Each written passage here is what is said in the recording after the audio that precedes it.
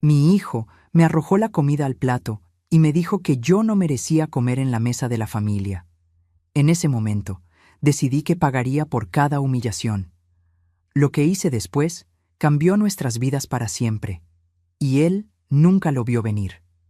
Antes de comenzar, dime en los comentarios desde qué país estás viendo este video. Me encanta saber de dónde son mis oyentes. Mi nombre es Guadalupe Ferreira, tengo 68 años y esta es mi historia de humillación y renacimiento. Pasé 50 años de mi vida construyendo una familia, sacrificando mis sueños, trabajando hasta que me dolían los huesos, todo para darle a mi hijo Ricardo un futuro mejor que el mío. Pensé que, cuando llegara a la vejez, él me recompensaría con cariño y respeto. Estaba completamente equivocada. Todo se derrumbó un viernes por la noche, durante la cena. La mesa era sencilla: arroz blanco, pollo en salsa y ensalada. Nada extravagante, solo comida honesta hecha con mis propias manos, como siempre lo hice.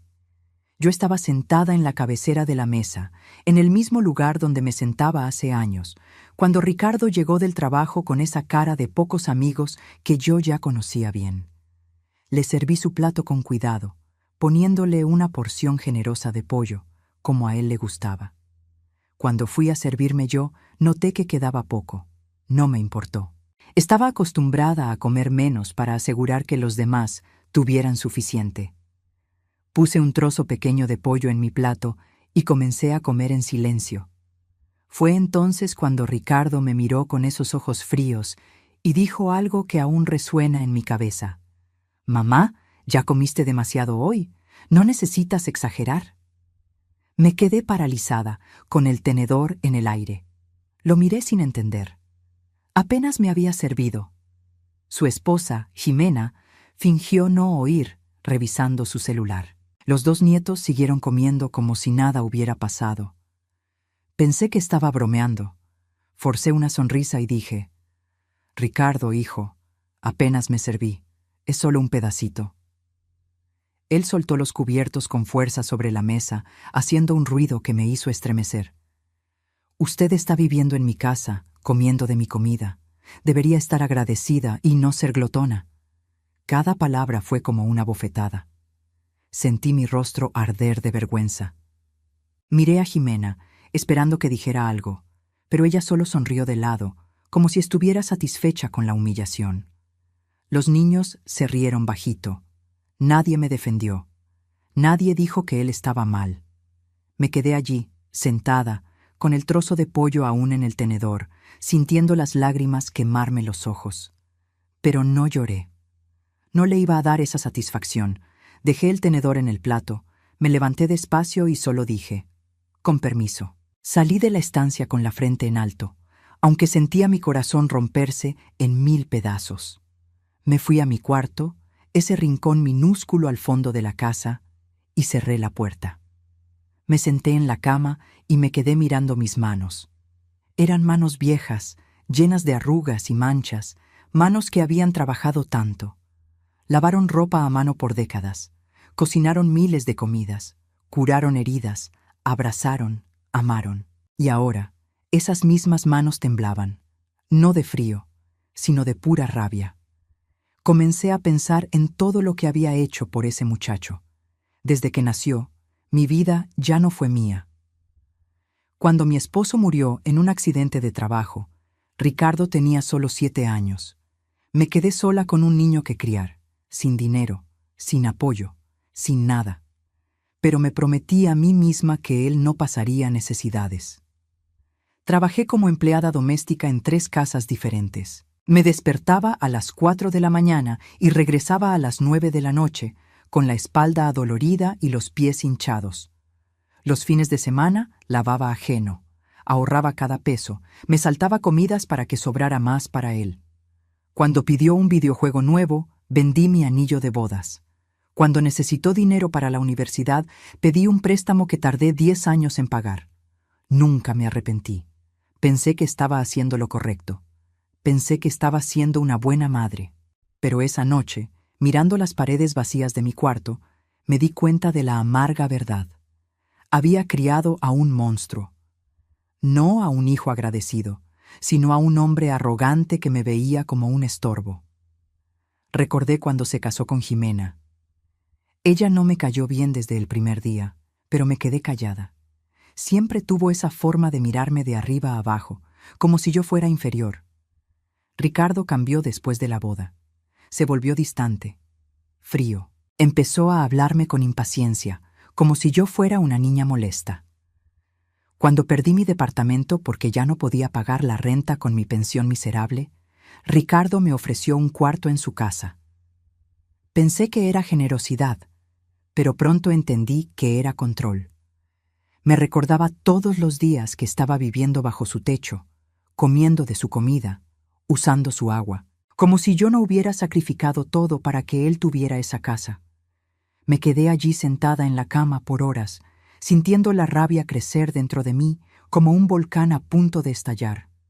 No era solo la humillación de esa noche, eran años de falta de respeto acumulada, años de ser tratada como sirvienta en la casa de mi propio hijo, años de tragarme insultos y fingir que todo estaba bien.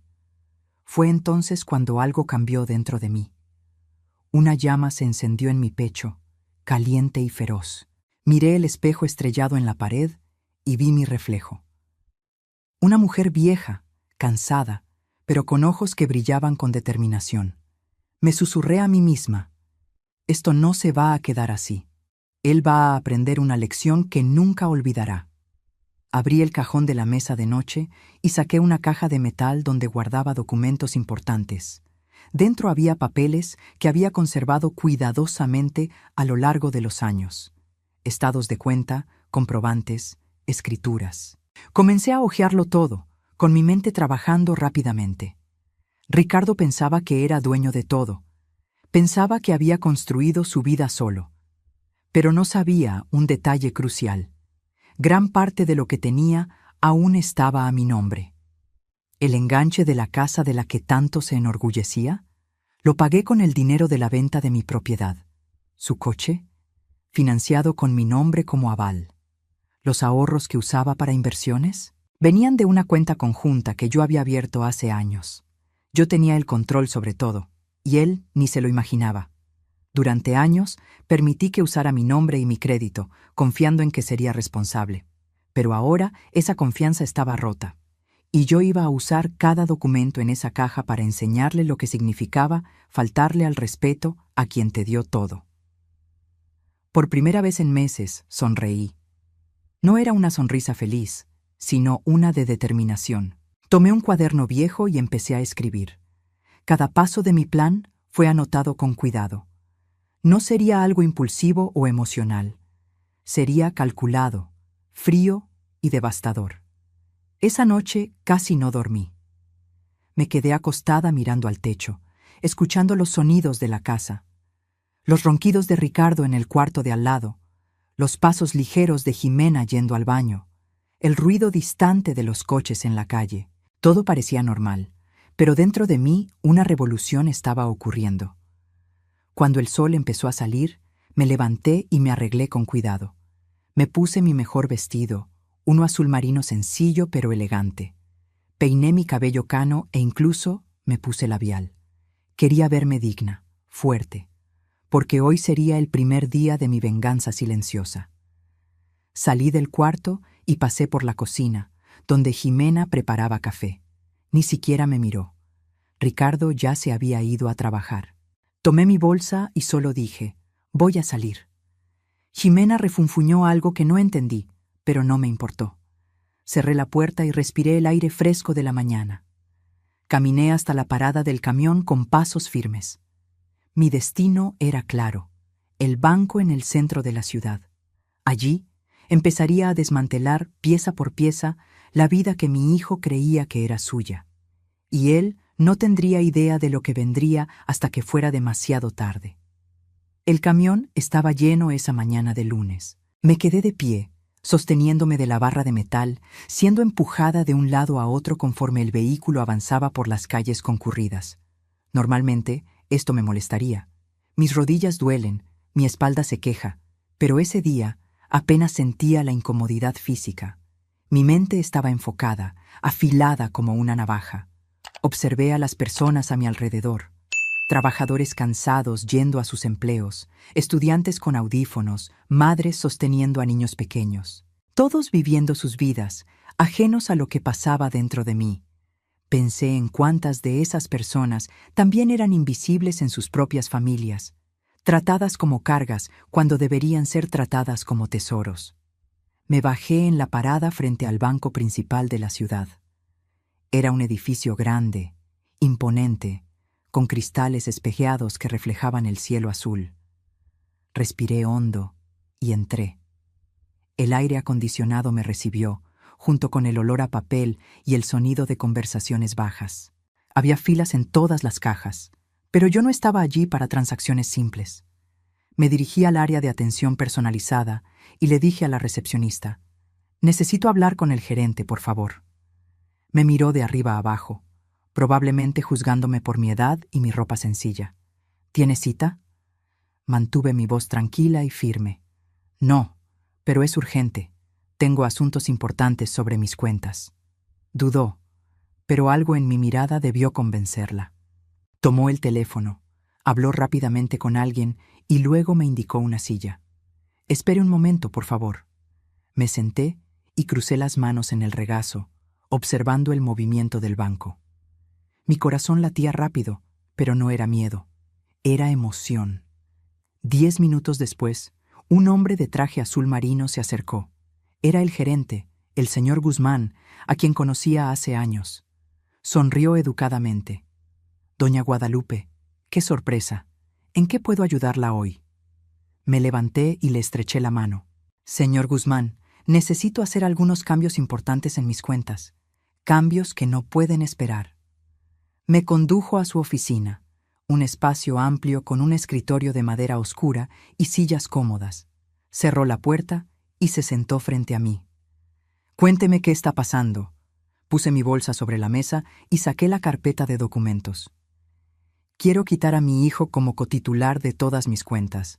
Y quiero cancelar mi posición como aval en todos los contratos que firmé para él». El gerente me miró sorprendido. «Doña Guadalupe, es una decisión seria. ¿Puedo preguntar por qué?». Mantuve mi tono de voz controlado. «Él ya no merece mi confianza. Quiero que todo quede exclusivamente a mi nombre, sin que él tenga acceso a nada». Hubo un momento de silencio mientras el señor Guzmán procesaba mis palabras. Abrió el sistema en la computadora y empezó a revisar. «Veamos. Usted tiene 3 cuentas conjuntas con él y está registrada como aval en el financiamiento de su vehículo y en un préstamo personal». Asentí. «Exactamente. Quiero retirarme como aval y convertir todas las cuentas en individuales, solo a mi nombre». El gerente dudó. «Doña Guadalupe, retirarse como aval puede tener consecuencias. Si él no puede pagar, el banco podría tomar acciones legales contra él directamente». Una sonrisa pequeña y fría apareció en mis labios. «Ese es exactamente el punto». Me miró con una mezcla de preocupación y respeto. Finalmente, asintió. «Está bien, prepararé toda la documentación necesaria. Esto puede tardar algunas horas». Yo no tenía prisa. «Aquí espero». Comenzó a trabajar, imprimiendo documentos, haciendo llamadas, tecleando. Mientras tanto, me quedé sentada allí, pensando en todo lo que me había llevado a este momento. Recordé cuando Ricardo tenía 15 años y quería una bicicleta nueva. Trabajé turnos extra por 2 meses para comprársela. Recordé cuando entró a la universidad y lloré de alegría, pensando que todo el sacrificio había valido la pena. Recordé cuando se graduó y yo estaba en la audiencia, con el pecho inflado de orgullo. Pero también recordé los momentos malos, de cuando empezó a tratarme con impaciencia, de cuando dijo por primera vez que me estaba volviendo demasiado vieja para entender las cosas, de cuando me llamó peso muerto frente a sus amigos. Cada mal recuerdo alimentaba la llama de mi determinación. Después de casi 3 horas, el señor Guzmán finalmente se volvió hacia mí con una pila de papeles. «Todo listo, doña Guadalupe. Necesito que firme aquí, aquí y aquí». Tomé la pluma y empecé a firmar. Cada firma se sentía como un acto de liberación. Con cada nombre escrito, recuperaba un pedazo de mi vida. «Listo», dijo el gerente. «A partir de ahora, su hijo ya no tiene acceso a ninguna de estas cuentas. Y el banco enviará notificaciones sobre el retiro del aval en los contratos. Él será totalmente responsable de los pagos a partir del próximo vencimiento». Sonreí. «Perfecto». Me levanté y le estreché la mano. «Gracias por su eficiencia». Salí del banco sintiéndome más ligera de lo que me había sentido en años. El sol estaba alto y hacía calor, pero no me importaba. Caminé por las calles del centro, observando las tiendas, la gente, la vida pasando a mi alrededor. Entré en una lonchería sencilla y pedí una torta y un jugo. Me senté junto a la ventana y comí despacio, saboreando cada bocado. Mientras comía, pensé en el siguiente paso. Quitarle el acceso al dinero era solo el comienzo. Necesitaba asegurarme de que entendiera completamente la lección. Necesitaba que sintiera en carne propia lo que significaba perderlo todo. Pero no iba a hacerlo con rabia o impulsividad. Iba a hacerlo con precisión cirúrgica. Terminé mi almuerzo y regresé a casa a media tarde. Cuando entré, Jimena estaba viendo la televisión en la sala. Apenas me miró. ¿Dónde estaba? Respondí con calma. Fui a arreglar unos pendientes. Ella puso los ojos en blanco y volvió su atención a la tele. No me importó, pronto ella también entendería. Fui a mi cuarto y cerré la puerta. Me senté en la cama y abrí mi cuaderno. En la siguiente página en blanco escribí: Fase 1 completada. Fase 2. Preparar la salida. Sí, me iba a ir. No me iba a quedar allí siendo humillada. Pero antes de partir, iba a asegurar que Ricardo sintiera el impacto total de sus acciones. Comencé a planear meticulosamente. Primero, necesitaba juntar efectivo. Las cuentas bancarias eran mías, pero no quería dejar rastros digitales obvios. Así que, en las semanas siguientes, comencé a retirar pequeñas cantidades en diferentes cajeros automáticos repartidos por la ciudad. Nunca más de 500 pesos a la vez. Nada que llamara la atención. Guardaba el dinero en una caja de zapatos vieja, escondida al fondo de mi closet, debajo de unas cobijas. Cada noche, antes de dormir, contaba los billetes. La pila crecía lentamente, pero con seguridad. Cada billete era un paso hacia mi libertad. También empecé a separar documentos importantes: acta de nacimiento, INE, CURP, cartilla de vacunación, comprobantes de domicilio antiguos. Todo lo que necesitaría para empezar de nuevo en otro lugar. Saqué copias y guardé todo en una carpeta de plástico junto con el dinero. Ricardo no notaba nada. Estaba demasiado ocupado con su vida perfecta, su trabajo importante, sus salidas con amigos. Jimena tampoco me prestaba atención. Yo era solo la vieja que vivía en el cuartito de atrás. Eso jugaba completamente a mi favor. La invisibilidad se volvió mi aliada. Por la noche, cuando todos dormían, me quedaba despierta planeando. Pensé a dónde ir. No podía ser muy cerca, o Ricardo me encontraría fácilmente. Pero tampoco podía ser tan lejos que me quedara completamente aislada. Recordé a una prima lejana, Leticia, que vivía en una ciudad costera como Veracruz, a unos 400 kilómetros de allí. No hablábamos hace años, pero siempre fuimos cercanas en la juventud. Me arriesgué y le llamé desde un teléfono público cerca del parque para que la llamada no apareciera en ningún recibo. Cuando contestó, su voz sonó sorprendida y feliz. ¿Guadalupe? Dios mío, ¿cuánto tiempo? Hablamos brevemente y luego le dije: Leticia, necesito un favor grande. Le expliqué mi situación, omitiendo obviamente los detalles más oscuros de mi plan. Solo dije que estaba teniendo problemas con mi hijo y necesitaba un lugar donde quedarme un tiempo. Leticia, siendo el alma bondadosa que siempre fue, no dudó. Claro, prima. Te puedes quedar aquí el tiempo que necesites. Tengo un cuarto vacío. Agradecí con lágrimas en los ojos. Finalmente tenía un destino. Un puerto seguro donde podría reconstruir mi vida lejos de la toxicidad. Agendamos todo. Me iría un viernes, cuando Ricardo estuviera trabajando y no pudiera detenerme. Leticia me recogería en la central de autobuses. En los días siguientes, continué con mi rutina normal. Me levantaba temprano, hacía café, limpiaba la casa, cocinaba. Era como si nada hubiera cambiado. Pero por dentro, todo era distinto. Cada tarea doméstica que hacía, pensaba, esta es la última vez que hago esto por él. Cada comida que preparaba, esta es la última que comerá de mi mano sin gratitud.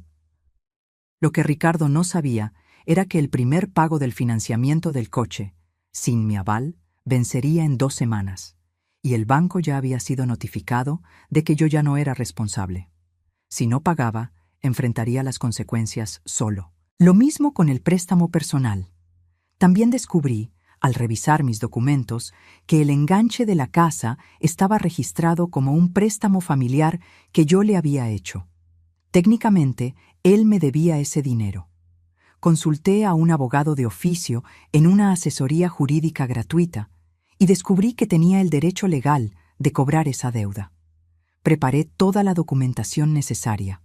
La segunda semana después de mi ida al banco pasó despacio, como si el tiempo me estuviera poniendo a prueba. Cada día era una actuación. Necesitaba parecer la misma Guadalupe de siempre, la madre sumisa, la abuela callada, la vieja que no causaba problemas.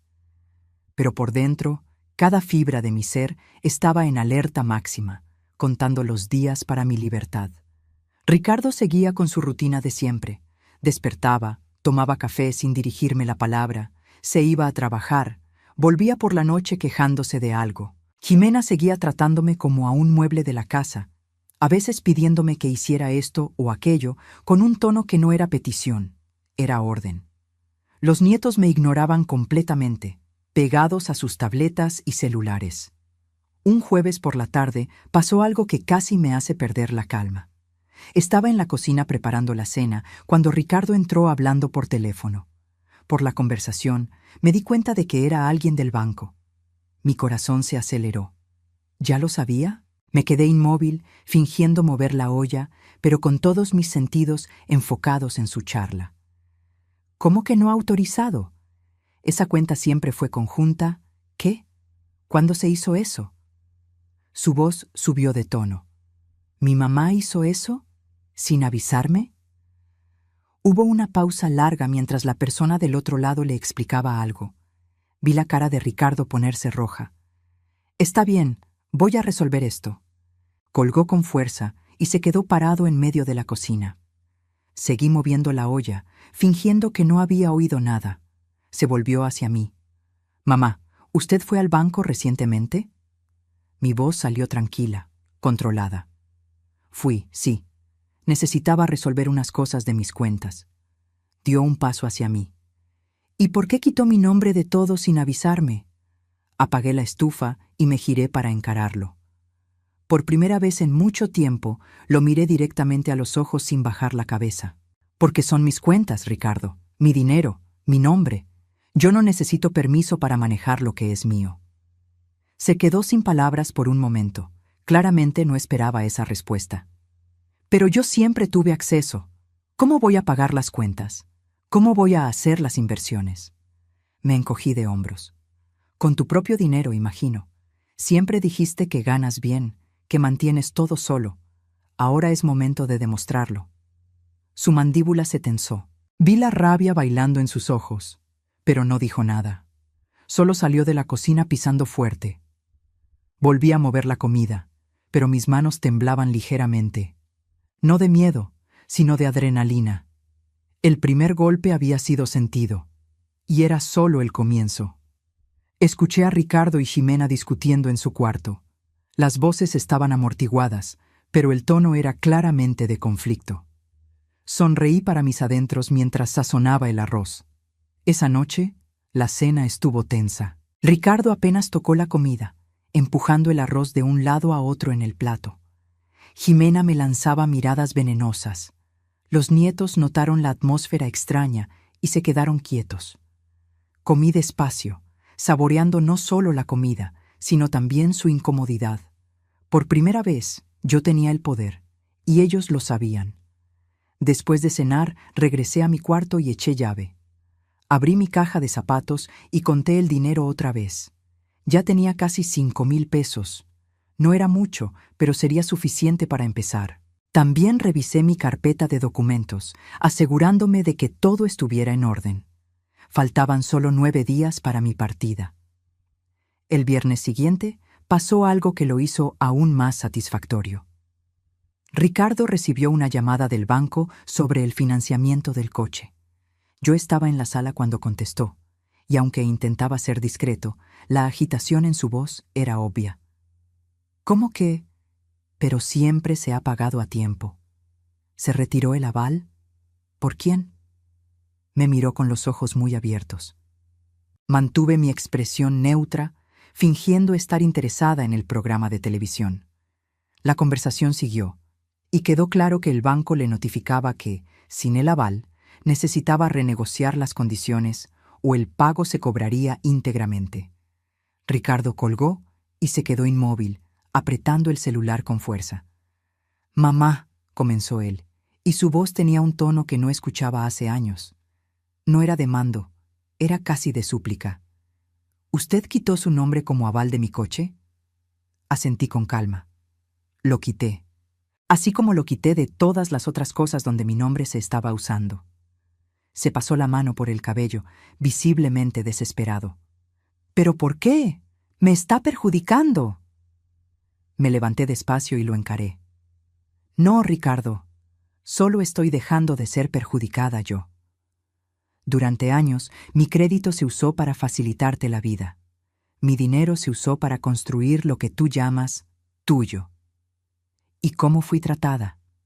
Como un estorbo, como alguien que no merece ni comer en la mesa de la familia». Abrió la boca para responder, pero levanté la mano.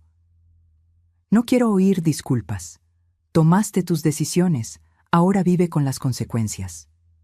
Me volví a sentar, ignorándolo por completo. Se quedó allí parado unos segundos más antes de salir de la sala azotando la puerta. Probablemente salió a que se le bajara el coraje. Jimena apareció minutos después, con esa cara de quien tiene mucho que decir, pero se está aguantando. «Doña Guadalupe, ¿no cree que está exagerando? Ricardo es su hijo. La familia se ayuda». La miré con frialdad. «La familia también respeta. La familia no humilla. Pero ustedes no sabían eso, ¿verdad?». Se quedó sin respuesta y volvió al cuarto. Me quedé allí sentada, sintiendo una satisfacción profunda crecer dentro de mí. Todo estaba saliendo exactamente como lo planeé. Ricardo estaba empezando a darse cuenta de que su vida cómoda estaba construida sobre un cimiento que nunca respetó, y ahora ese cimiento se estaba quitando ladrillo por ladrillo. En los días siguientes, la tensión en la casa aumentó. Ricardo intentó hablar conmigo varias veces, pero siempre le daba la vuelta o respondía con monosílabos. Jimena dejó de pedirme que hiciera cosas. Los nietos me seguían ignorando, pero ahora había una mirada diferente en sus ojos cuando me veían, algo entre miedo y curiosidad. Una noche, faltando 5 días para mi partida, me desperté con ruidos extraños. Eran casi las 3 de la mañana. Me levanté despacio y pegué el oído a la puerta. Voces bajas venían de la estancia. Reconocí a Ricardo y Jimena discutiendo. Abrí la puerta solo lo suficiente para oír mejor. «No tenemos dinero para cubrir todo eso». La voz de Jimena era aguda, aunque intentaba hablar bajo. «Sin el dinero de ella, ¿cómo vamos a pagar el mantenimiento, las mensualidades, los recibos?». Ricardo respondió con frustración. «Ya lo sé. ¿Crees que no lo sé? ¿Pero qué quieres que haga? Me quitó de todas las cuentas. Ya no tengo acceso a nada». «Entonces habla con ella. Pídele perdón. Haz algo». Su respuesta fue un silencio pesado. Luego, «¿Crees que no lo he intentado?». Se volvió otra persona. Está fría, distante. «Ya no reconozco a mi madre». Casi me río en voz alta. Claro que no me reconocía. Porque por primera vez en la vida me estaba dando prioridad a mí misma en lugar de a él. La discusión siguió unos minutos más antes de que volvieran a su cuarto. Cerré mi puerta silenciosamente y regresé a la cama. Mi corazón latía rápido, pero no era ansiedad, era júbilo. Todo se les estaba desmoronando exactamente como lo planeé. Y lo mejor estaba por venir. El sábado, 2 días antes de mi partida, decidí dar el siguiente paso. Fui a una notaría en el centro y pedí copias certificadas de todos los documentos relacionados con el préstamo que le hice a Ricardo para el enganche de la casa. El oficial de la notaría me miró con curiosidad cuando le expliqué qué necesitaba, pero no hizo preguntas. Solo procesó todo profesionalmente. Con los documentos en mano, pasé por un despacho de abogados que ofrecía asesoría gratuita. Le expliqué mi situación a la abogada, una mujer joven pero de mirada perspicaz. Analizó todo cuidadosamente y finalmente dijo: «Tiene un caso sólido. Si quiere, podemos enviar una notificación extrajudicial exigiendo el pago de esta deuda». Asentí. «Quiero, pero envíela hasta el próximo lunes». Me miró intrigada, pero aceptó. «Sin problema. Vamos a preparar todo». Salí de allí sintiendo una mezcla de alivio y determinación. Cada pieza del plan encajaba perfectamente. Ricardo aún no lo sabía, pero el golpe más fuerte estaba por llegar. Regresé a casa y pasé el resto del día organizando mis últimas pertenencias. Aparté solo lo esencial: algo de ropa, documentos, dinero, mis medicinas, una foto vieja de cuando mi esposo y yo éramos jóvenes. Todo cupo en una maleta mediana. Miré el cuarto que había sido mi prisión los últimos años y no sentí nada, ningún apego, solo ganas de irme. Esa noche hice la cena por última vez, no porque quisiera, sino porque necesitaba mantener las apariencias hasta el último momento. Preparé espagueti, algo sencillo. Les serví a todos y me senté en mi lugar de siempre. Comí en silencio mientras observaba a Ricardo y Jimena. No tenían idea de que esa sería la última comida hecha por mí que probarían. Después de cenar, regresé a mi cuarto y escribí una carta. No una carta larga o emocional, sino algo directo y preciso. Escribí sobre cómo me sentía, sobre todos los años de sacrificio, sobre la humillación que sufrí, y al final escribí algo que sabía que se quedaría grabado en su mente para siempre. Me enseñaste que la familia no significa nada cuando no hay respeto. Ahora aprende a vivir sin la familia que tú mismo destruiste. El lunes amaneció con un cielo gris, como si hasta el clima supiera que ese día cambiaría todo. Me desperté más temprano de lo normal, a las 4:30 de la mañana. La casa estaba en silencio absoluto. Solo el sonido distante de un perro ladrando en la calle rompía la quietud. Me levanté con cuidado, cada movimiento calculado para no hacer ruido. Me puse mi mejor ropa, un conjunto sencillo pero arreglado que guardaba para ocasiones especiales. Peiné mis canas y me miré en el espejo. La mujer que me devolvía la mirada ya no era la Guadalupe sumisa y cansada. Era alguien diferente, alguien que había recuperado su dignidad, aunque fuera por el camino más doloroso. Tomé mi maleta, ya lista y escondida al fondo del closet. No pesaba, solo lo esencial para volver a empezar. Dejé la carta que había escrito sobre la cama, bien a la vista. La encontrarían cuando notaran mi ausencia. Respiré hondo y tomé la caja con el dinero que había juntado. Todo listo. Abrí la puerta del cuarto despacio, centímetro a centímetro, rezando para que no rechinara. El pasillo estaba oscuro, iluminado solo por la luz tenue que entraba por la ventana de la sala. Caminé de forma silenciosa, evitando las duelas del piso que sabía que crujían. Pasé frente a la puerta del cuarto de Ricardo y Jimena. Escuché su ronquido, profundo y rítmico. Llegué a la sala y me detuve un momento. Miré alrededor, a los muebles que ayudé a comprar, a las paredes que yo misma pintaba, a cada rincón de esa casa que debió ser un hogar, pero se volvió una cárcel. No sentí tristeza, solo alivio de estar dejando todo atrás. Fui a la puerta principal. Mi mano tembló ligeramente cuando agarré la perilla. No era miedo, era anticipación. Giré despacio y abrí. El aire fresco de la madrugada tocó mi rostro como un beso de libertad. Salí, cerré la puerta tras de mí con cuidado y comencé a caminar. Las calles estaban desiertas a esa hora. solo algunos trabajadores madrugadores y un barrendero limpiando la banqueta. Caminé hasta la parada de camión principal, que estaba a 3 cuadras. Cada paso se sentía más ligero que el anterior. Era como si estuviera dejando atrás no solo una casa, sino años de peso emocional. Llegué a la parada y me senté en la banca de metal frío. El primer camión no pasaría hasta dentro de 40 minutos. Esperé pacientemente, observando la ciudad despertar poco a poco. Luces encendiéndose en ventanas, motores de coches empezando a rugir, el olor a pan dulce viniendo de una panadería cercana. Cuando el camión finalmente llegó, subí y pagué el pasaje. Me senté junto a la ventana y observé las calles pasar. Cada cuadra que quedaba atrás era una capa de dolor que se desprendía. Me bajé en la terminal de autobuses, un lugar grande y concurrido incluso a esa hora. Fui a la taquilla y compré mi boleto para la ciudad costera donde vivía Leticia. El autobús saldría en 1 hora. Me senté en la sala de espera, con mi maleta al lado y mi bolsa en el regazo. Miré alrededor, viendo a otras personas también esperando, cada una con sus propias historias, sus propios destinos. Saqué mi celular, un aparato sencillo y viejo, y lo apagué completamente. No quería que me rastrearan. No quería recibir llamadas desesperadas. Este era mi momento, y nada ni nadie iba a interferir. Guardé el teléfono al fondo de la bolsa y esperé.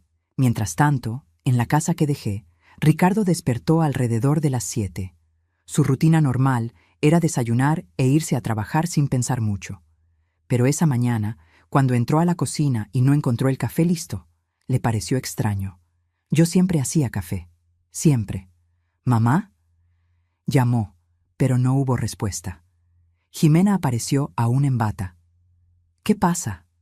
Ricardo frunció el ceño. Mi mamá no está en la cocina, generalmente ya está despierta. Jimena se encogió de hombros. Debe seguir durmiendo, déjala. Pero algo le inquietaba a Ricardo. Fue a mi cuarto y tocó la puerta. ¿Mamá? ¿Está ahí? Silencio. Tocó otra vez, más fuerte. Nada.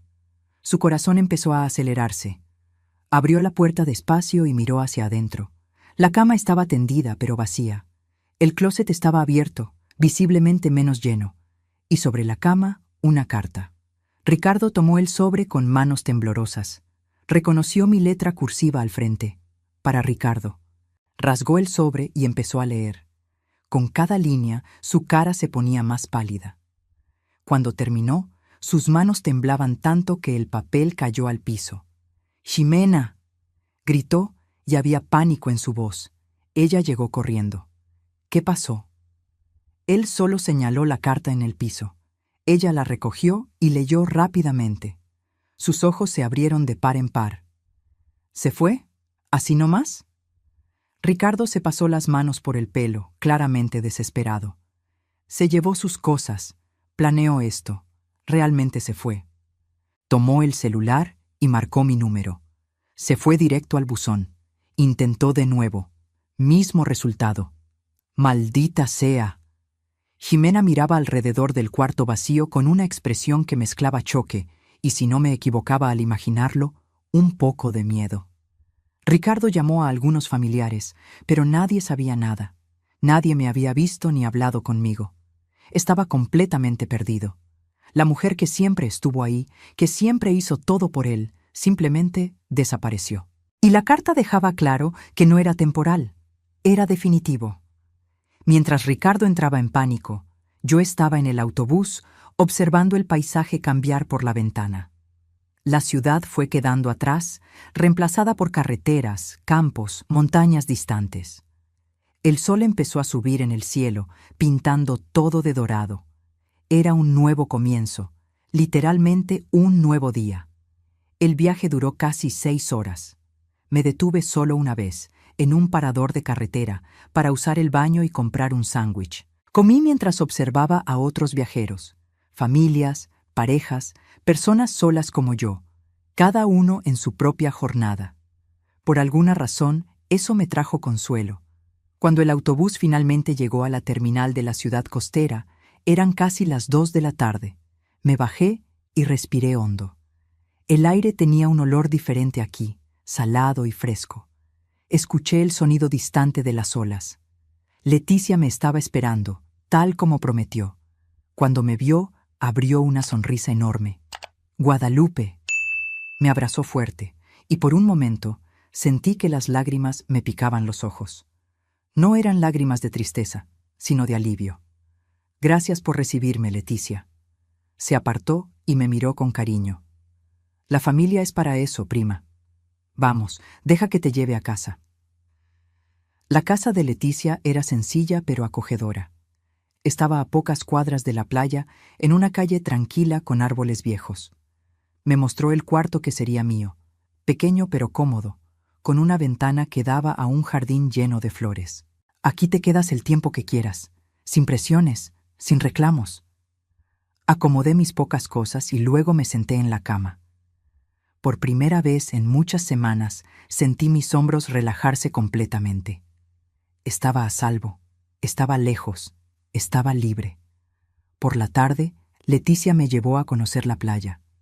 Caminamos por la arena, con las olas mojando nuestros pies. El sol estaba empezando a ponerse, pintando el cielo de rosa y naranja. «¿Quieres contarme qué pasó realmente?», preguntó Leticia gentilmente. Y se lo conté. No todos los detalles de mi plan, pero lo suficiente para que entendiera. Le conté de las humillaciones, de cómo me trataron, de cómo finalmente decidí que merecía más. Leticia me escuchó en silencio, asintiendo de vez en cuando. Cuando terminé, me tomó la mano. «Hiciste lo correcto, Guadalupe. Nadie merece ser tratado así, especialmente por alguien que tú criaste y amaste». Sus palabras fueron como un bálsamo. Alguien finalmente validaba mis sentimientos, mis acciones. Alguien entendía. Regresamos a casa cuando ya estaba oscureciendo. Leticia preparó una cena sencilla pero deliciosa. Pescado a la plancha con arroz y ensalada. Comimos en el porche, escuchando los sonidos de la noche. Grillos cantando, el ruido distante del mar, el viento en las hojas. Era tan pacífico que casi parecía irreal. Esa noche, acostada en mi nueva cama, miré al techo y sonreí. Mientras yo estaba allí, en paz, empezando una nueva vida, Ricardo probablemente estaba desesperado, intentando entender qué había pasado. Y el lunes por la mañana recibiría la notificación extrajudicial exigiendo el pago de la deuda del enganche de la casa. La primera semana en casa de Leticia fue como un renacimiento. Me despertaba temprano, pero no por obligación, sino porque el sonido de las olas y el canto de los pájaros me llamaban. Desayunaba en el porche, observando el sol naciendo sobre el mar. Leticia respetaba mi espacio, pero también me incluía en su rutina de forma natural y cariñosa. Comencé a establecer pequeñas rutinas. Cada mañana caminaba por la playa al menos 1 hora. La arena bajo mis pies, la brisa salada en la cara, el horizonte infinito frente a mí. Todo eso me recordaba que el mundo era mucho más grande que esa casa donde estuve prisionera. Me encontraba con otros caminantes. Algunos saludaban, otros se detenían a platicar brevemente. Había un señor llamado Don Antonio que pescaba todas las mañanas. Tenía casi 80 años, pero sus ojos brillaban con vida. «Usted es nueva por acá», comentó un día. «Sí», respondí simplemente. «Bienvenida. Este es un buen lugar para volver a empezar». Sus palabras se quedaron resonando en mi mente. Sí, era un buen lugar para volver a empezar. Por la tarde ayudaba a Leticia con pequeñas tareas domésticas, pero ella siempre insistía en que no me esforzara de más. «Estás aquí para descansar, prima, no para trabajar». Pero me gustaba mantenerme ocupada. Cocinábamos juntas, cuidábamos el jardín, platicábamos de la vida, de recuerdos viejos, de sueños futuros. Una noche, casi 2 semanas después de mi llegada, Leticia me preguntó: «¿Has tenido noticias de él?». Sabía que se refería a Ricardo. Negué con la cabeza. «No, y no quiero tenerlas. Apagué mi teléfono y no pienso prenderlo pronto». Asintió con comprensión. «¿Y si intenta encontrarte?». Sonreí levemente. «No lo hará. No sabe dónde estoy». Lo que yo no sabía era que, en ese exacto momento, Ricardo de hecho estaba intentando encontrarme. Después de la notificación extrajudicial que recibió 2 días después de mi partida, entró en pánico total. La deuda era sustancial y no tenía cómo pagar. Su mundo perfecto se desmoronaba rápidamente. Llamó a todos los parientes que conocía, preguntando si alguien sabía dónde estaba. Nadie sabía nada, o al menos eso decían. Fue a la delegación, pero le dijeron que yo no estaba desaparecida. Era una mujer adulta con plena capacidad mental que simplemente había decidido irse. No había delito, no había caso.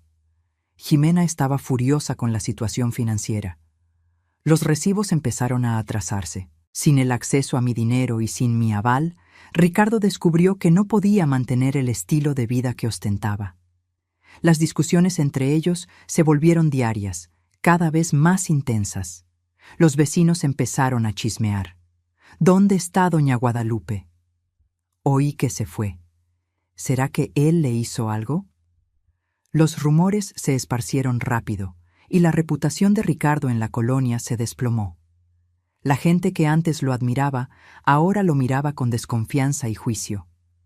Mientras tanto, yo florecía. 3 semanas después de mi llegada, Leticia me presentó a un grupo de señoras que se reunían todos los jueves para hacer artesanías. Hacían ganchillo, bordado, pintaban en tela. Me recibieron con los brazos abiertos, sin hacer preguntas invasivas, solo aceptándome como parte del grupo. Fue allí donde conocí a doña Amelia, una mujer de 72 años, con un espíritu joven y una historia parecida a la mía. Durante un descanso para el café, se sentó a mi lado. Leticia me contó un poco de tu historia. Espero que no te importe. Sostuve mi taza con firmeza. No me importa. Sabes, continuó ella, yo pasé por algo similar hace 10 años. Mi hijo pensaba que yo estaba muy vieja para manejar mi propia vida. Quería meterme en un asilo, así que simplemente me fui. Vine para acá, compré una casita pequeña con mis ahorros y nunca volví a mirar atrás. Sonrió. La mejor decisión que he tomado. Sus palabras me tocaron profundamente. ¿Te arrepientes?, pregunté. Negó con la cabeza enfáticamente. Ni un poco. Aprendí que amar a alguien no significa sacrificarse hasta que no quede nada de ti. Tú también aprenderás eso. Y lo estaba aprendiendo. Cada día que pasaba me sentía más fuerte, más completa. Comencé a hacer planes para el futuro. No quería depender de Leticia para siempre. Hablé con ella una noche después de cenar. Estoy pensando en buscar un pequeño departamento para rentar. No quiero abusar de tu hospitalidad. Leticia me miró con seriedad. Guadalupe, no estás abusando de nada, pero entiendo tu necesidad de tener tu propio espacio. Me ayudó a buscar. Encontramos un estudio sencillo, a 2 calles de la playa, por un precio que podía pagar con mi pensión. Era pequeño, una estancia que servía de recámara, una cocina minúscula, un baño, pero era mío, todo mío. Firmé el contrato y me mudé un mes después de mi llegada a la ciudad. El día de la mudanza, Leticia me ayudó a organizar todo. No tenía muchas pertenencias, así que fue rápido. Cuando terminamos, me abrazó. Estoy tan orgullosa de ti, prima. Mira todo lo que has logrado en tan poco tiempo. Sentí lágrimas en los ojos. No lo habría logrado sin ti. Esa primera noche sola en mi departamento, me senté en el pequeño balcón con una taza de té. Podía escuchar el mar desde allí. Podía sentir la brisa. Miré alrededor de mi espacio pequeño pero acogedor y sentí una paz profunda. Tenía solo lo esencial, pero era más feliz de lo que había sido en años viviendo en esa casa grande con Ricardo. Tomé un cuaderno nuevo que había comprado y empecé a escribir. No un plan de venganza esta vez, sino reflexiones sobre mi vida, sobre quién era ahora, sobre quién quería ser. Escribí sobre el perdón, no hacia Ricardo, sino hacia mí misma, por años de aceptar menos de lo que merecía, por años de silenciar mi propia voz. Mientras escribía, pensé en Ricardo. ¿Habría aprendido algo? ¿Entendía ahora el valor de lo que había perdido? Parte de mí esperaba que sí, pero otra parte ya no le importaba. Mi jornada ya no se trataba de él, se trataba de mí. 2 meses después de mi partida, recibí una carta. Leticia me la trajo personalmente. Reconocí la letra. Era de Ricardo. Mi primer instinto fue romperla sin leerla, pero Leticia puso su mano en mi hombro. Tal vez debas leerla, para cerrar el ciclo. Dudé, pero luego abrí el sobre con manos temblorosas. La carta era larga. Ricardo empezaba pidiendo disculpas, diciendo que finalmente entendía cuánto me había lastimado. Hablaba de cómo su vida se había desmoronado después de que me fui. Cómo Jimena lo dejó, llevándose a los niños. Cómo perdió el coche porque no pudo pagar el financiamiento. Cómo tuvo que vender la casa para pagar sus deudas, incluida la que tenía conmigo. Escribía sobre cómo los amigos lo abandonaron cuando la situación económica empeoró. Cómo los vecinos lo juzgaban. Cómo ahora vivía en un departamento pequeño, solo, trabajando en 2 empleos para sobrevivir. Y al final, escribió: Mamá, finalmente entiendo. Entiendo todo lo que hiciste por mí. Entiendo lo mal que te traté. Entiendo que perdí a la persona más importante de mi vida, no por tu partida, sino por mis acciones. Terminé de leer con lágrimas en los ojos. No eran lágrimas de tristeza, sino de cierre, como Leticia había dicho. Dejé la carta a un lado y miré hacia el mar. Sentí una mezcla de emociones: tristeza por el hijo que perdí, rabia por lo que hizo, pero también, sorprendentemente, un poco de compasión. Leticia me observaba en silencio. ¿Vas a responder? Pensé un largo momento. Tal vez, pero no ahora. Todavía no estoy lista. Y era verdad.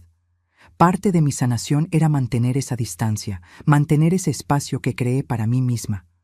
Algún día, tal vez, estaría lista para tener una conversación. Pero ese día aún no había llegado. Los meses siguientes fueron de puro renacer. Establecí una rutina que me traía paz.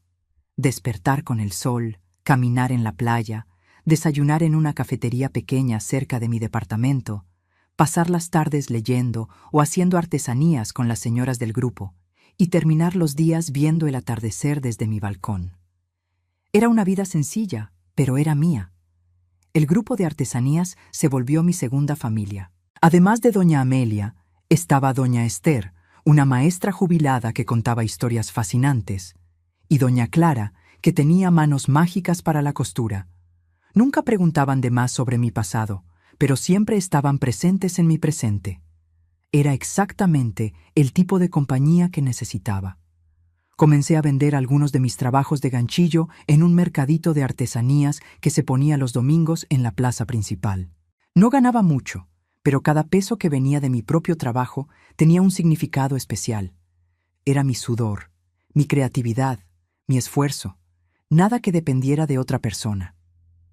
Una tarde, mientras organizaba mi puesto en el mercado, un hombre mayor se detuvo a mirar mis trabajos. Tenía el cabello completamente blanco y ojos amables. «Estos tapetes son hermosos», comentó, tomando uno que yo había hecho con un patrón complejo. «Mi difunta esposa solía hacer ganchillo. Ver esto me trae buenos recuerdos». Platicamos por algunos minutos. Su nombre era Sebastián, y había perdido a su esposa hacía 2 años. Vivía solo en una casa cerca de la playa y pasaba sus días pescando y dando largas caminatas. Había algo en su tranquilidad, en su aceptación de la vida, que me atrajo. Compró el tapete y dijo: «¿Nos vemos en la playa mañana temprano?» Y así fue como empezamos a caminar juntos por la playa todas las mañanas. No era un romance. Ambos éramos demasiado viejos y estábamos demasiado cansados para complicaciones. Era compañerismo puro. Sebastián me contaba sobre sus años como pescador, yo compartía historias de mi juventud. Nunca hablé de Ricardo, y él nunca presionó. 4 meses después de mi partida, recibí otra carta de Ricardo. Esta vez era más corta. No pedía nada, solo me ponía al tanto de su vida. Había conseguido un empleo mejor, estaba yendo a terapia, tratando de entender dónde se equivocó. Terminaba diciendo: «No espero tu perdón, mamá. Solo quería que supieras que estoy tratando de ser una mejor persona. Esta vez decidí responder. No fue una carta larga ni emotiva. Escribí: Ricardo, reconstruirse es un proceso largo. Espero que encuentres paz contigo mismo. En cuanto a mí, encontré la mía. Cuídate. La mandé por correo y sentí como si un peso se hubiera levantado de mis hombros. No era un perdón completo, pero era un paso hacia el cierre final. Un día, doña Amelia me invitó a comer a su casa. Era una casita amarilla con un jardín lleno de flores. Mientras comíamos su delicioso mole, me dijo: «¿Sabes, Guadalupe? Llegaste aquí hace unos meses pareciendo una mujer rota, pero mírate ahora. Estás brillando». Sonreí, sintiendo lágrimas de gratitud. «Es gracias a personas como tú», negó con la cabeza. «No, querida. Es gracias a ti misma. Nosotras solo pusimos el espacio seguro. Fuiste tú quien eligió sanar, reconstruirse, valorarse. Eso viene de adentro». Sus palabras se quedaron conmigo. Era verdad. Había tomado una decisión difícil, pero necesaria, y estaba cosechando los frutos de esa elección. 6 meses después de mi llegada, pasó algo inesperado. Estaba en el mercado vendiendo mis artesanías cuando una joven se acercó. Tenía unos 30 años y me miraba de forma extraña. «¿Doña Guadalupe?», preguntó titubeante. No la reconocí. «¿Sí?». Respiró hondo. «Soy Alejandra, la esposa de Jorge, el primo de Ricardo». Mi cuerpo entero se tensó. «¿Qué quieres?». Levantó las manos en son de paz. «No vine a causar problemas, es solo que Ricardo me pidió que intentara encontrarla. Está muy enfermo, doña Guadalupe. Tuvo un problema serio del corazón. Está en el hospital». Sentí como si el piso se hubiera abierto bajo mis pies. Por un momento, no pude respirar. «¿Hace cuánto?». Mi voz salió ronca. 2 días. Los médicos dicen que ya está estable, pero fue grave. Alejandra me entregó un papel con un número de teléfono. «Este es el número del hospital. Por si quiere llamar, entiendo si no quiere, pero él se pondría feliz de escuchar su voz». Cuando se fue, me quedé sentada allí, mirando el papel. Todas las emociones que había controlado tan cuidadosamente estos meses salieron a flote de golpe. Rabia, resentimiento, pero también preocupación. Era mi hijo. A pesar de todo, era mi hijo. Cerré mi puesto temprano y regresé a casa. Pasé la noche entera sin dormir, mirando ese papel. Llamé a Leticia, quien vino de inmediato. Le conté todo y me escuchó pacientemente. «¿Qué te dice tu corazón?», preguntó ella. «Mi corazón está confundido», admití. «Parte de mí quiere ignorar esto, pero otra parte…». No pude terminar. Leticia tomó mi mano. «Guadalupe, tienes todo el derecho de estar confundida. Pero recuerda, perdonar o tener compasión no significa olvidar lo que pasó o volver a ser quien eras. Significa solo hacer las paces con el pasado. Sea lo que sea que decidas, estaré a tu lado». A la mañana siguiente, con las manos temblorosas, marqué el número del hospital. Una enfermera contestó: «Quisiera hablar con Ricardo Ferreira, por favor. Soy su madre». Hubo una pausa y luego dijo: «Un momento». Esperé, con el corazón latiendo desbocado. Cuando escuché su voz, débil y ronca, sentí que mi corazón se apretaba. «Mamá, ¿eres tú?». «Soy yo, Ricardo». Hubo silencio del otro lado y luego lo escuché llorar. «¿Tú llamaste?». «Sí. ¿Cómo te sientes?». Hablamos brevemente. Me contó del susto que se llevó, del miedo que sintió. Y luego, con la voz entrecortada, dijo: «Mamá, pensé que iba a morir sin poder decirte cuánto lo siento». Cerré los ojos, sintiendo lágrimas rodar por mis mejillas. «Ricardo, sé que lo sientes. Recibí tus cartas. ¿Tú podrías visitarme? Solo una vez. Entiendo si no quieres, pero…». Respiré hondo. «Lo voy a pensar. Es todo lo que pido». Colgamos y me quedé allí sentada, procesando todo. Pasé los siguientes días en profunda reflexión. Hablé con Sebastián durante nuestras caminatas. «¿Tú qué harías?», Pregunté. Pensó un momento. Creo que haría lo que me trajera paz. Si verlo te va a traer paz, ve. Si no, no vayas. Pero asegúrate de que lo estás haciendo por la razón correcta. Por ti, no por culpa u obligación. Finalmente, tomé una decisión. Iría a visitarlo. No porque él lo mereciera, sino porque yo necesitaba mirarlo a los ojos y decirle lo que tenía que decirle. Necesitaba ese cierre final. Compré un boleto de autobús para la ciudad donde estaba internado. Leticia se ofreció a ir conmigo, pero rechacé. Esto es algo que necesito hacer sola. El viaje de regreso a esa ciudad fue surreal. Todo me parecía familiar, pero yo era una persona completamente diferente de la que se había ido. Cuando llegué al hospital, mi corazón latía fuerte. Pregunté en la recepción por su cuarto y subí en el elevador con las piernas temblorosas. Me detuve en la puerta del cuarto, observando a través del cristal. Ricardo estaba acostado en la cama, conectado a varios aparatos. Se veía más viejo, más frágil. Respiré hondo, toqué la puerta ligeramente y entré. Cuando me vio, sus ojos se agrandaron y se llenaron de lágrimas. «Mamá», susurró. Me acerqué despacio y me senté en la silla al lado de la cama. Nos quedamos en silencio un momento, solo mirándonos. Se veía tan diferente del hombre arrogante que había arrojado comida en mi plato meses atrás. Ahora veía vulnerabilidad, arrepentimiento, dolor. «¿Cómo te sientes?», pregunté, manteniendo mi voz neutra. «Mejor. Los médicos dicen que me voy a recuperar, pero fue aterrador». Se limpió las lágrimas con las manos temblorosas. «Gracias por venir. No pensé que lo harías». «Casi no vengo», admití, pero me di cuenta de que lo necesitaba. Por mí, no por ti. Asintió, pareciendo entender. «Mamá, eché todo a perder. Lo sé ahora. Perdí a mi familia, mi casa, mi dignidad, pero lo peor de todo fue perderte a ti». Mantuve mi rostro impasible. «Ricardo, tú no me perdiste ese día. Me perdiste todos los días anteriores, cada vez que me faltaste al respeto, cada vez que me hiciste sentir pequeña». «Lo sé, y cargaré con eso el resto de mi vida». Miró sus manos.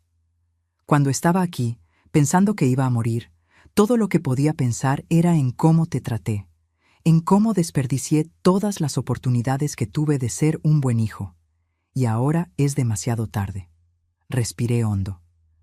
«Tal vez no sea demasiado tarde para que cambies, pero es demasiado tarde para que volvamos a ser lo que éramos».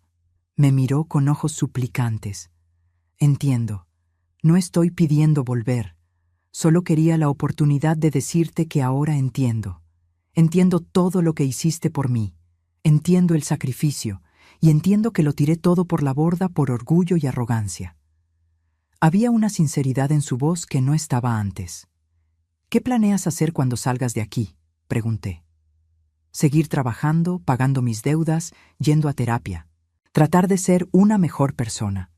No por ti ni por nadie más, sino por mí mismo. Porque no me gusta el hombre en el que me convertí». Era la primera vez que lo escuchaba hablar así, con humildad genuina.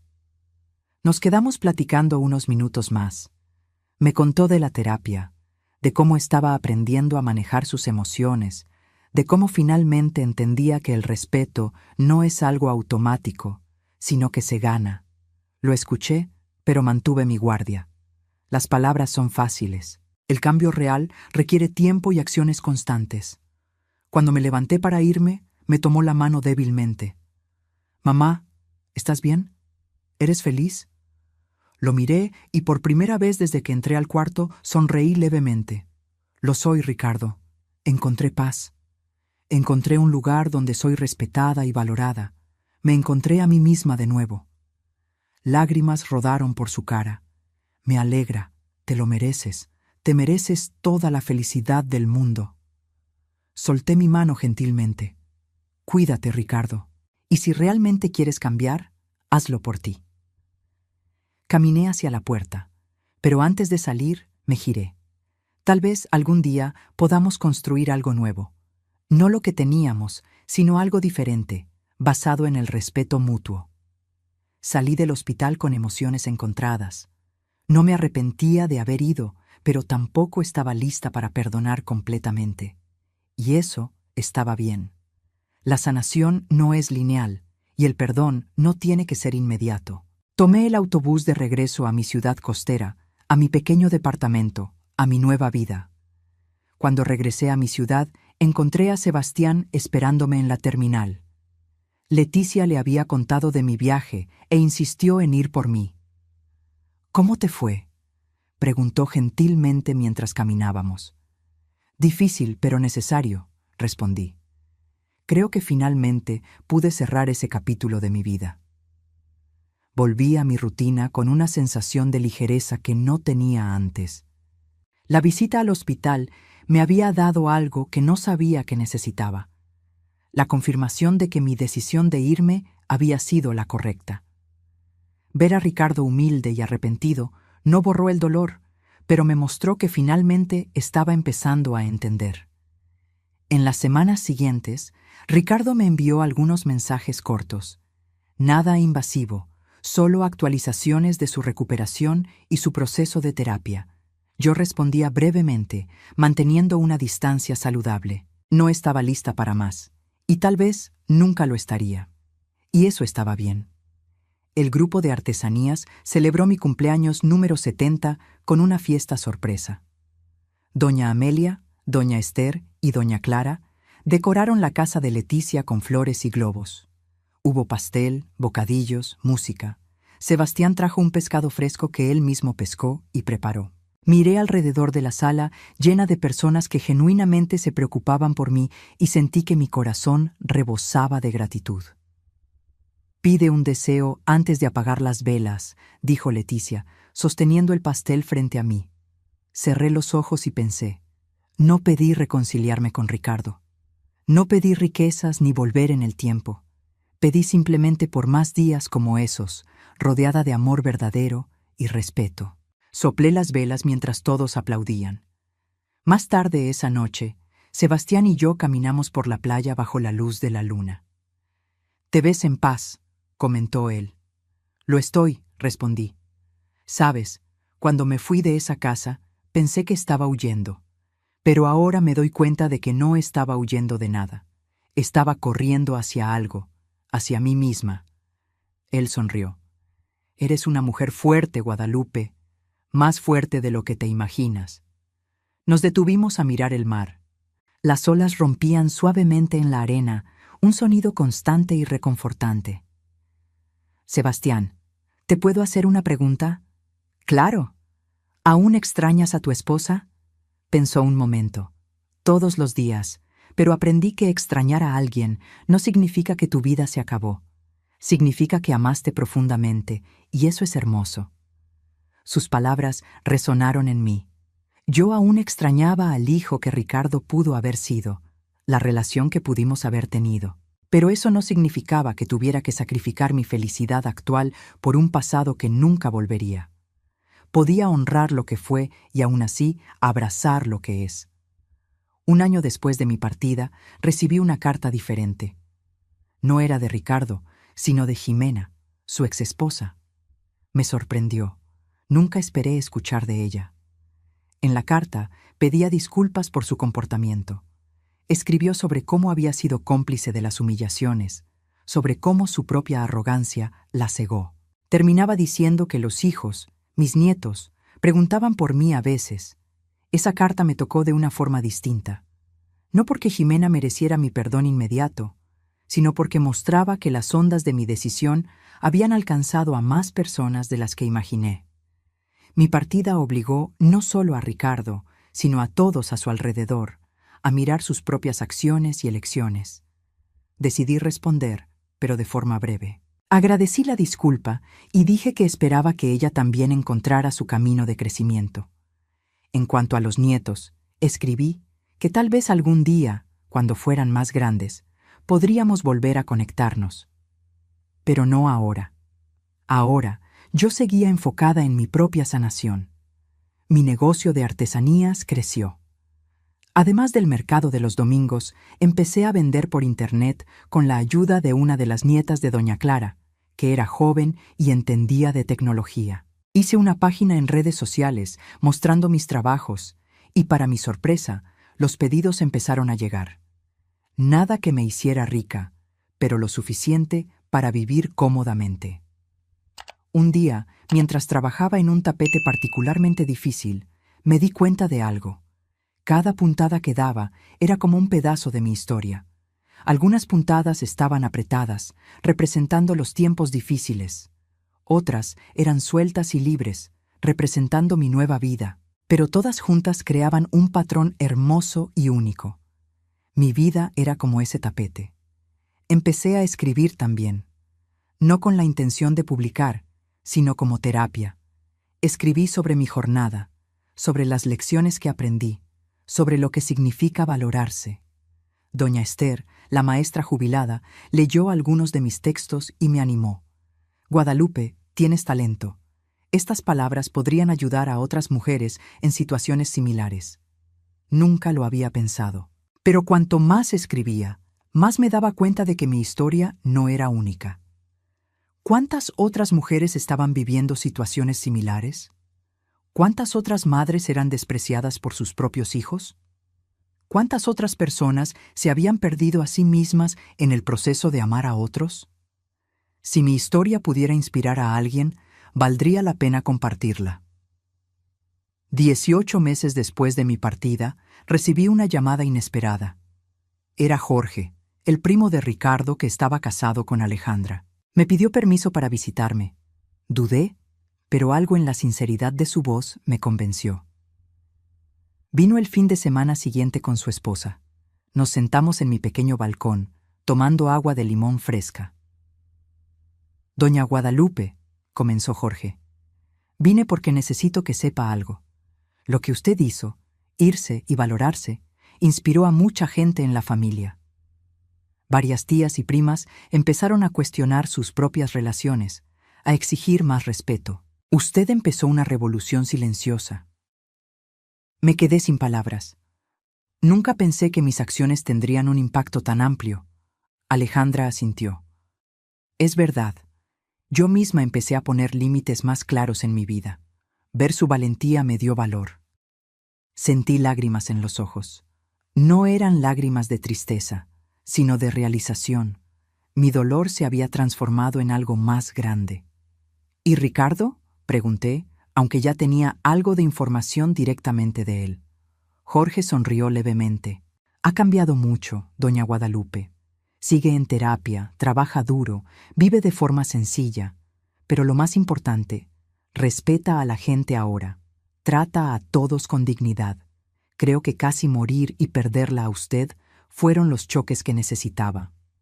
Me alegró saberlo, pero también sabía que su cambio no alteraba el hecho de que yo tenía mi propia vida ahora. Una vida que construí desde cero, basada en el autorrespeto y el amor propio. Una vida que no estaba dispuesta a comprometer, sin importar cuánto cambiara él. Esa noche, después de que Jorge y Alejandra se fueron, me senté en la playa con Sebastián. Le conté de la visita, del impacto que mi historia había causado. Me tomó la mano gentilmente. No solo te salvaste a ti misma, Guadalupe, salvaste tu alma, y al hacerlo, les mostraste a otros que ellos también pueden salvarse. Miré al horizonte, donde el sol se ponía en tonos naranja y púrpura. Pensé en todo lo que había pasado desde esa noche fatídica cuando Ricardo arrojó comida en mi plato. Pensé en cómo ese momento de humillación había sido el catalizador para mi liberación. Pensé en cuánto había crecido, en cuánta fuerza había descubierto dentro de mí. Sebastián, dije suavemente, ¿crees que es posible perdonar completamente a alguien que nos lastimó tanto? Pensó un largo momento antes de responder. Creo que el perdón verdadero no significa olvidar o volver a lo de antes. Significa soltar la rabia que nos amarra al pasado. Significa hacer las paces con lo que pasó y seguir adelante sin cargar ese peso. Sus palabras tenían sentido. Yo aún no había perdonado completamente a Ricardo, y tal vez nunca lo haría del todo. Pero estaba en el camino. Cada día que pasaba, cada momento de paz que experimentaba, cada sonrisa genuina que compartía, todo eso era parte de mi proceso de sanación. Y estaba bien ir despacio. Pasaron 2 años desde que dejé esa casa. 2 años de reconstrucción, crecimiento y descubrimiento. Mirando hacia atrás, apenas reconocía a la mujer que solía ser. Esa Guadalupe había sido rota, silenciada, invisible. Esta Guadalupe era fuerte, tenía voz, era vista y valorada. Mi relación con Sebastián evolucionó hacia algo hermoso y estable. No era una pasión ardiente, éramos demasiado viejos para eso. Era compañerismo profundo, respeto mutuo, alegría genuina por la compañía del otro. Nunca intentó apresurarme o cambiarme, simplemente me aceptaba exactamente como era. El grupo de artesanías creció. Ahora éramos 10 señoras que se reunían cada semana. Empezamos a dar clases a mujeres más jóvenes, compartiendo no solo técnicas de ganchillo y bordado, sino también historias de vida, lecciones aprendidas, fuerza encontrada. Era gratificante ver a diferentes generaciones conectándose. Ricardo seguía enviando mensajes ocasionales. Se había estabilizado en su nueva vida. Consiguió un puesto de gerente en una empresa pequeña. Rentaba un departamento modesto. Mantenía su terapia. No pedía verme, respetaba mi espacio. Solo compartía pequeñas victorias y agradecía silenciosamente por la lección que le enseñé. Un día me mandó una foto. Era él en una reunión de voluntarios, repartiendo comida a personas en situación de calle. El mensaje decía solo: aprendí que servir a otros con humildad es más gratificante que ser servido con arrogancia. Miré la foto por mucho tiempo. Este era el hijo que siempre quise que fuera, pero tuvo que perderme para encontrarse a sí mismo. Respondí por primera vez con algo más que mensajes breves. Estoy orgullosa de la persona en la que te estás convirtiendo.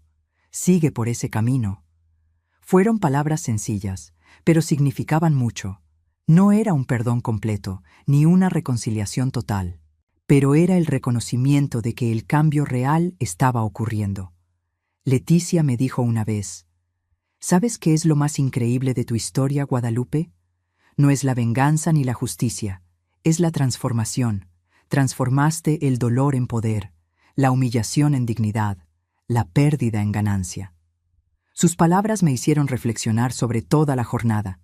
Tenía razón. Mi historia no se trataba de destruir a Ricardo, sino de reconstruirme a mí misma. Empecé a dar pláticas en centros comunitarios sobre el empoderamiento de los adultos mayores y la importancia del respeto propio. Compartía mi historia de forma anónima, enfocándome en las lecciones universales. Mujeres de todas las edades me buscaban después, compartiendo sus propias luchas, sus historias de falta de respeto y recuperación. Una joven de 30 años me buscó después de una plática. Tenía lágrimas en los ojos. Mi mamá está viviendo exactamente lo que usted vivió. Mi hermano la trata de forma terrible. ¿Puedo compartir su historia con ella? Sostuve sus manos. Claro. Y dile que nunca es tarde para valorarse. Nunca es tarde para elegirse a una misma.